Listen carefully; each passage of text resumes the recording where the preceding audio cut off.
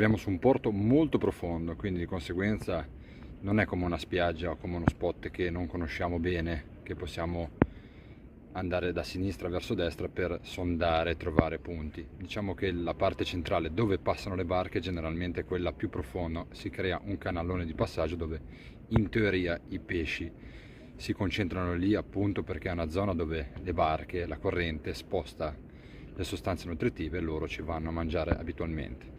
Detto questo, possiamo invece provare a sondare i vari punti per orizzontale, diciamo.